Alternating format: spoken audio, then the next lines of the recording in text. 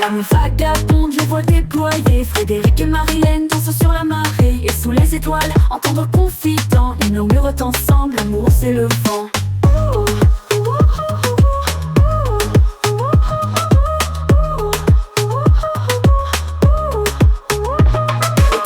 La swing poursuit son chemin. Ils savent qu'au loin les bras sont sereins, qu'une famille aimante qui jamais ne s'éteint, car l'aventure est belle. Là, petit événement dans le port. Vous allez voir ça de plus près. A priori, ils sont en train de déplacer un bateau en feu.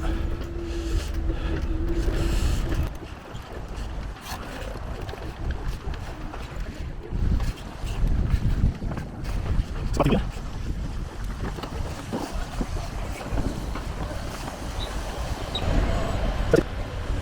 Ça s'éteint pas tout seul, hein. Ça brûle bien un bateau, hein.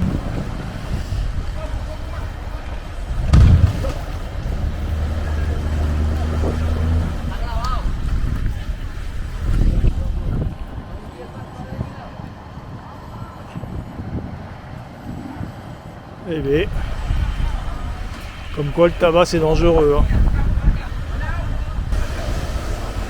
C'est marrant avec ça, c'est ce qui s'en met d'une forme de neige carbonique, il n'arrive pas à l'envoyer très loin sa neige, hein.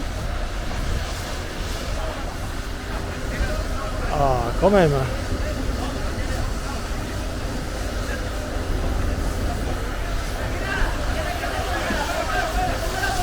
Par contre,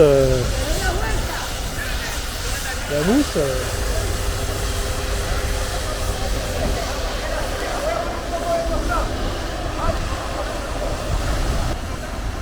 Les bomberos. Putain, le bordel que ça va foutre dans le port, ça.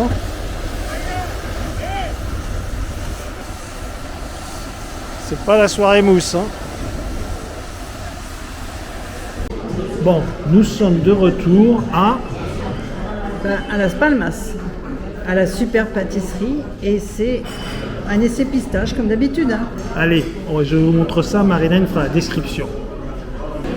Fredo a pris un cheesecake à la pistache, et moi c'est un cruffin, ils ont dit, un cruffin à la pistache. Voilà. Alors on va goûter. Bon courage, hein. Non mais ça va, pour ça, ça va. Tu crois que ça va Je aller? suis assez courageuse pour ça. Verdict, c'est horriblement bon. Alors si vous voulez connaître ça, on est donc à Gran Canaria et c'est la pâtisserie qui est en face du marché. Alors c'est la deuxième fois qu'on vient. Comme on dit, jamais 203. C'est un passage obligé maintenant. C'est un passage obligé. Là c'est vraiment... c'est gastronomique comme dessert. En plus c'est un très joli cadre, hein, dans tous les cas. Il y a de beaux meubles et puis les serveuses sont très bien habillées et tout et tout et tout. C'est très luxe.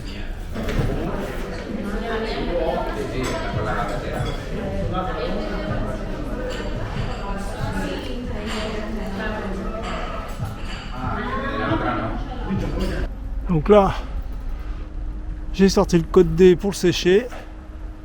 Parce que ça fait 2 mois qu'il est sur le pont, on n'est jamais servi. Et puis il a pris la flotte à mort, donc il est pas mal humide. Donc un petit coup de séchage au soleil avec un tout petit vent, ce qui est rare pour une fois. Et après, hop, on le range. Et il rentrera dans une valise, dans le bateau.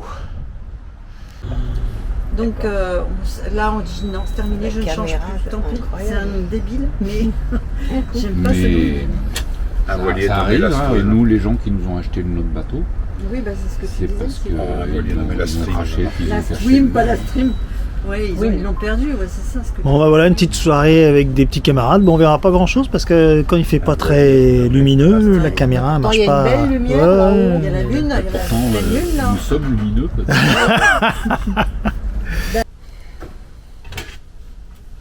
Ça y est, je change le truc du frigidaire. Le frigidaire il faisait...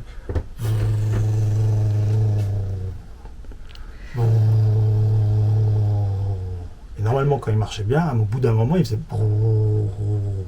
Clac. Et là il s'arrêtait. Alors que là, avec ça qui marche pas, il faisait... Et ça s'arrêtait jamais. Donc le frigidaire marchait tout le temps. tout le temps. Donc je change ça. Ça sera un petit truc, c'est un thermostat dans le fosse. Je sais même pas dans le fosse, je sais pas trop quoi, le banco. Et de toute façon, on va acheter un autre frigidaire quand même. Ouais, Voilà. Ouais, c'est ça en fait. Vous allez assister à l'aventure frigidaire maintenant. Voilà. On est le 28 janvier, maintenant on est in Berlin. Il fait moins 17 degrés. On marche très difficilement. Ça change vraiment des Canaries. C'est ce qu'on appelle un choc thermique. J'espère que ça n'aura pas de conséquences. Par contre, on est très content parce qu'on a vu la petite Cléo. Là, si j'arrive à vous montrer, il y a son papa et sa grand-mère sur le côté, si j'ai bien tourné. Et là, on va dans un magasin de bricolage pour changer. Tout est gelé, verglacé. Il y a à la fois le sable et le sel. Voilà, on visite le métro de Berlin en passant. On est à la place Hermann.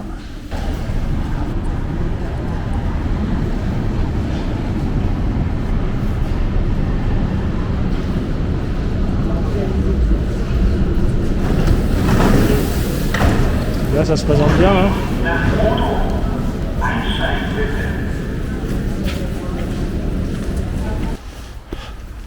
Alors là, c'est des choses qu'on n'a pas vues depuis longtemps. Hein. On passe sur un canal qui est entièrement gelé. Vous voyez les traces de gens, les gens ils marchent. Bon, moi j'irai pas, mais c'est pas grave.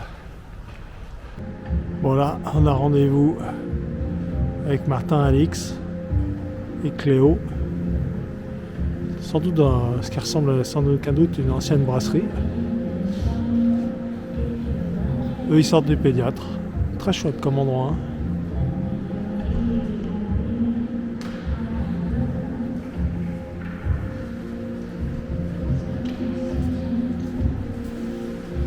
Donc on croyait faire un truc malin en achetant le frigidaire chez SVB qu'on vous a livré chez notre fils à Berlin.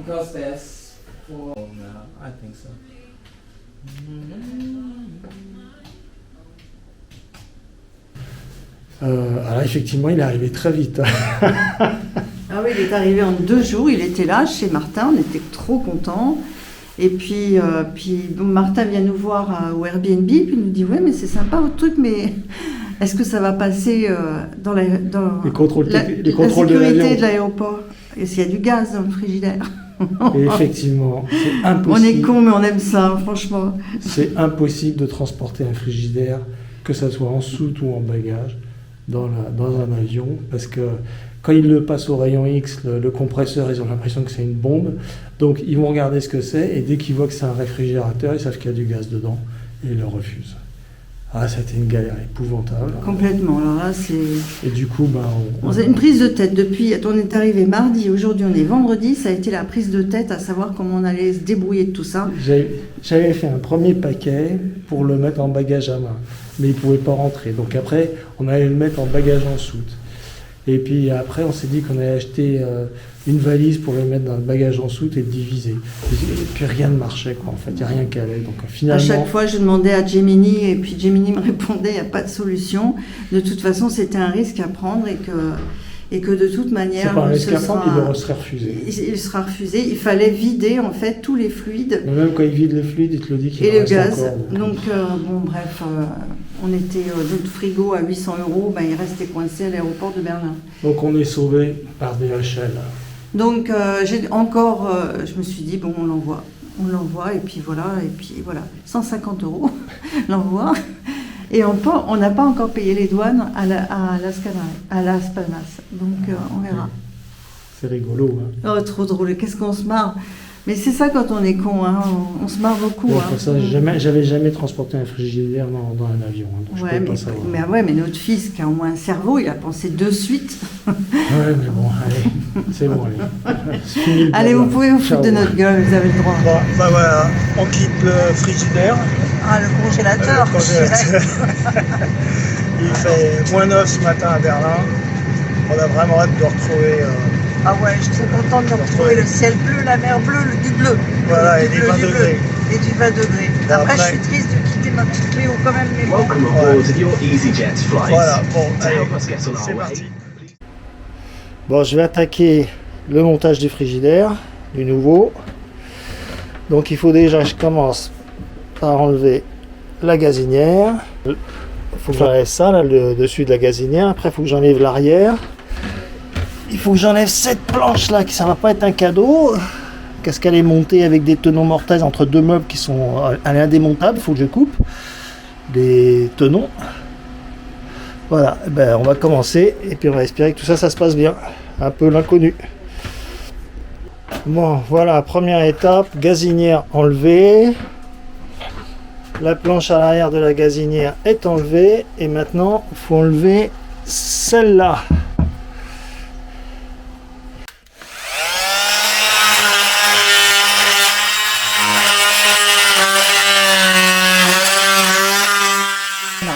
Voilà, au bout de mon doigt, là, il y a une vis, Oui. entre dedans, qui est vissée à partir de l'intérieur du frigidaire, donc inaccessible, qu'il va falloir que je coupe avec la même scie, mais il me faut une scie à métaux. Alors, Et je t'en lui- as pas. Ah ben non, parce que je pensais pas que j'allais avoir besoin de ça. Peut-être que notre voisin, il en a. Peut-être qu'il en a, ouais. ouais. Allez, hop, tu peux. Bon, après moult difficultés, la planche est enlevée. Il y avait des vis par ici, là il y avait une vis métallique, une vis par ici, une vis ici, au bout de mon doigt. De l'autre côté, il y en avait une ici, en plus à moitié collée, les mortaises, et puis voilà. C'est une vraie galère à démonter, hein, quoi, en gros. Soyons honnêtes. Donc maintenant, je vais avoir accès. Le compresseur du réfrigérateur, il prend beaucoup de place. Hein. Voilà.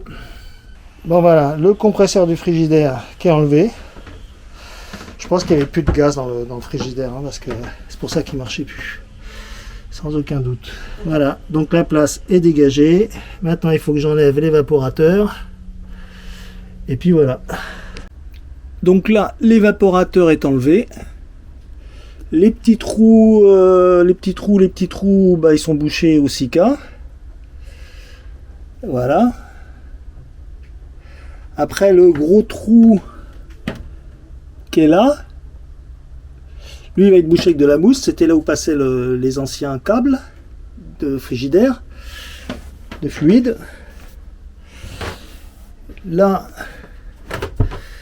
les tasseaux sont posés pour pouvoir reposer la planche qui n'a pas été abîmée en fait. Bon, là il y a celui du congélo et après il va y avoir celui du frigidaire ici. Ça fait 4 jours que les fonctionnaires des douanes se sont endormis sur les paperasses. Ils demandent des compléments de papier alors qu'ils les ont déjà. Bon, enfin bref, les fonctionnaires c'est quand même quelque chose d'assez particulier et qui est commun à tous les pays. Qu'est-ce qui nous complique la vie, quoi. Vraiment un calvaire, ces gens-là. Bon, bah voilà, on en est là. Pour le moment, bah, on n'a plus de gazinière parce que le tuyau de gaz, quand je le récupérerai, si je le récupère, je vous montrerai, c'était usé. Et ça, je pense que c'est une bonne chose que j'ai démonté la gazinière parce qu'il aurait pu se percer carrément le tuyau de gaz. Voilà, je vous montrerai tout ça. Allez, la suite, à bientôt. Alors j'espère que vous voyez, ça c'est le tuyau de gaz qui était à l'arrière de la cuisinière, la gazinière. Et en fait il s'est sérieusement usiné quand elle est sur cardan. Et donc je suis bien content finalement d'avoir tout démonté pour me rendre compte de ça, parce qu'on arrive au niveau de l'armature. Sur le nouveau tube de gaz que j'ai installé, j'ai mis un petit raccord, j'ai mis une petite protection thermo-rétractable que j'ai rétracté simplement aux deux extrémités et qui comme ça protégera des très éventuels flottements, parce que la précédente était un peu courte, alors j'avais dû la déplacer légèrement et c'est pour ça qu'elle frottait, je pense. Allez, on va monter la gazinière. Bon, les embouts de tuyaux de gaz, ils n'ont pas la bonne taille, c'est-à-dire que l'extérieur du connecteur c'est du 17, c'est la bonne taille, mais à l'intérieur c'est 13 mm le diamètre du filetage, alors que c'est 11,5 sur la gazinière, donc ça ne va pas. Ça m'agace parce qu'à ce moment il n'y a pas grand chose qui va. Je ne vous raconte pas ce qui s'est passé ce matin. J'ai dû donner au moins 7 coups de téléphone à DHL Espagne. Ils me demandent de remplir un formulaire sur un fichier Excel. qui est en fait le recopiage absolument complet de ce qui a été fait en Allemagne. Seulement, les cases sont très mal marquées, on ne sait pas exactement ce qu'il faut mettre, taxes, pas taxes. J'étais obligé de les appeler 7 fois pour arriver à le remplir. Un document qu'ils auraient pu remplir eux-mêmes. Alors on paye 150 € pour qu'ils s'occupent quand même du dédouanement et ils ne peuvent pas remplir ce fichier Excel pour envoyer aux douanes pour faire la clearance. Alors je vais quand même donner un conseil définitif aux gens qui partiront aux Canaries. Ne vous faites pas envoyer de colis aux Canaries, c'est vraiment très compliqué. On a demandé à d'autres gens leur avis, ils ont eu tous que des problèmes. C'est compliqué, il y a les douanes, une clearance, des gens qui sont pas très compétents, pas très coopérants. Ils sont gentils mais pas coopérants, parfois pas gentils d'ailleurs quand même, parce qu'il y en a une qui m'a raccroché au nez, de DHL. Enfin bref, c'est une galère. N'oubliez pas de prendre tout le matériel nécessaire et ne faites pas envoyer de choses aux Canaries. Et je parle même pas des petites îles, hein, parce que là on est sur les grosses îles. Vaut mieux passer par les chip chandlers et commander auprès d'eux. Bon, on est le dimanche 8 février, on part voir le carnaval des chiens, parce que c'est période de carnaval sur Las Palmas, les Grands Canaria. On est toujours à la marina, on attend le frigidaire. Voilà, on arrive au carnaval des chiens.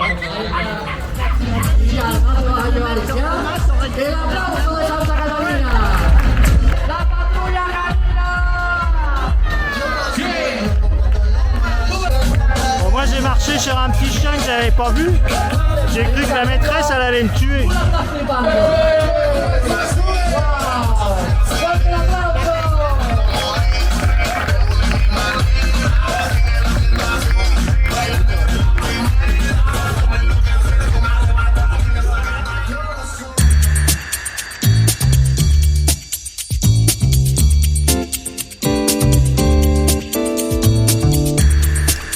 Bonjour les amis.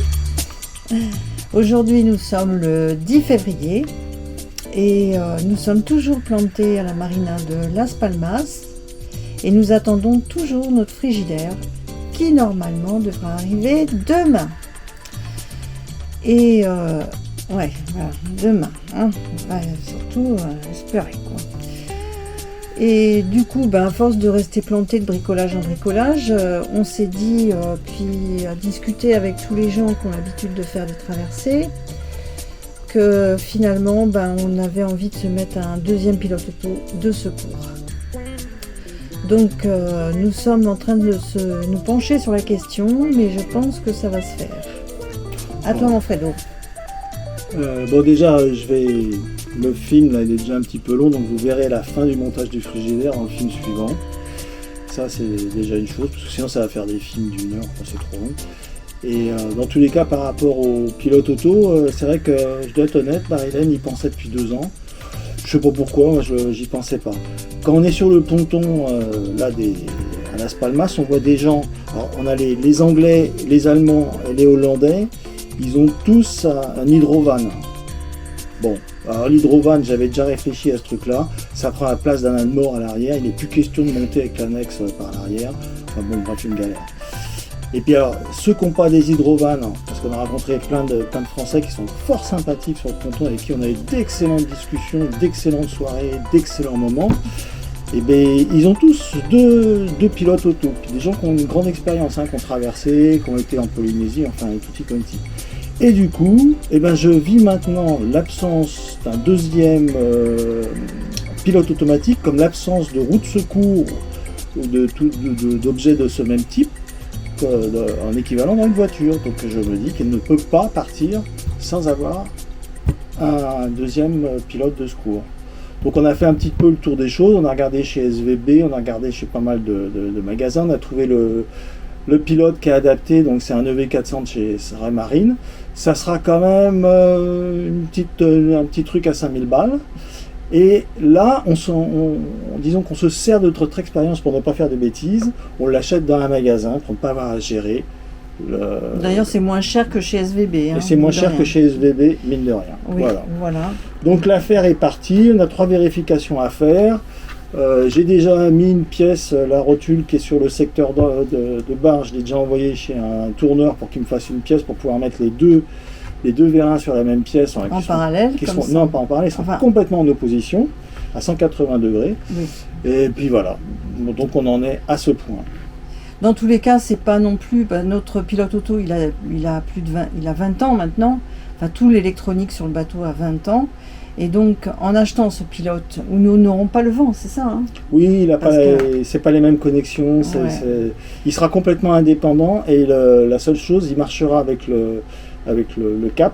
Il nous donnera le cap, mais on ne pourra pas faire, par exemple, si on fait du prêt, de faire de wind. Ouais. Mais on s'en fout un petit peu parce que de toute façon, on ne va pas faire de prêt. Et puis ultérieurement, si jamais un jour tout le reste de l'électronique tombe en rade, et on aura déjà au moins le pilote. On aura déjà le pilote et puis on changera, quoi. Voilà. Bon. Donc on se réconforte comme ça.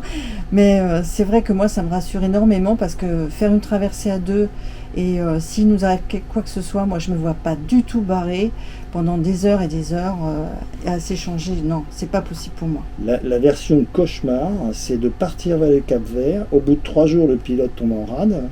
On ne peut pas le faire réparer là-bas parce qu'il n'y aura personne qui sera capable de réparer quoi que ce soit. On sera incapable de faire expédier quoi que ce soit à Mindelo. Et en plus, il y aura 0 pièce détachée. Donc ça veut dire qu'on est arrivé au Cap Vert, on ne peut plus faire demi-tour. Il faut traverser en barrant tout le temps. L'enfer, quoi. Donc on ne peut pas se permettre ça. Voilà. Non. Bon. On est des gens prudents. Voilà. Donc c'est une année un peu zarbi. Enfin, ce sont quelques mois zarbi parce que on a eu quand même, mais tant mieux, on a eu toutes ces pannes. Plus de frigidaire, plus de batterie de service. Mais mine de rien, au bout du compte, il vaut mieux que ça arrive maintenant que quand on sera de l'autre côté. Hein. Et on n'est pas à l'abri d'une autre panne, évidemment, mais bon, dans tous les cas, tout ça sera fait. Donc, voilà. Parce que l'autre panne sur le pilote auto, et celle-là, elle est ingérable, c'est si les batteries de service, elles sont tombées en rade. Hein. Ouais. Enfin, on peut toujours bricoler, mais... Ouais. Enfin, Voilà, on en est là. Donc, la suite, le montage du frigidaire et tutti quanti dans le prochain épisode. Allez. On espère naviguer un jour, hein, mais bon, ça fait rien, on est heureux quand même. Ouais, on est heureux. Ouais. Allez, ciao. Alors, quand on voit le temps qu'il y a en France, les tempêtes qui suivent les unes après les autres, on a vu les dégâts causés à Sérignan au bord de la mer par la mer démontée. On est mieux là. Hein. Allez, ciao les amis, à plus. Ciao.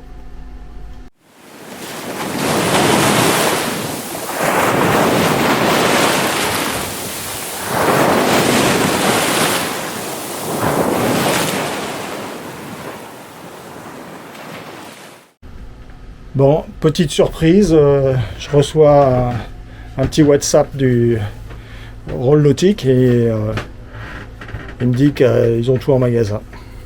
Donc voilà, en face de vous, un pilote. Voilà, il y a 5000 balles et le vérin qui est ici. Voilà. Alors ce qui était prévu initialement, c'est d'attendre encore 3 semaines pour avoir le pilote. Et du coup on a tout, on a le pilote automatique. Alors ce qui est rigolo finalement, c'est qu'on a le pilote dans le bateau avant de récupérer le frigidaire, alors qu'on a décidé après l'achat du frigidaire d'avoir le pilote avant de faire des trucs marrants comme ça, c'est tout. Voilà. On fait avec ce qu'on a pour rigoler. Hein.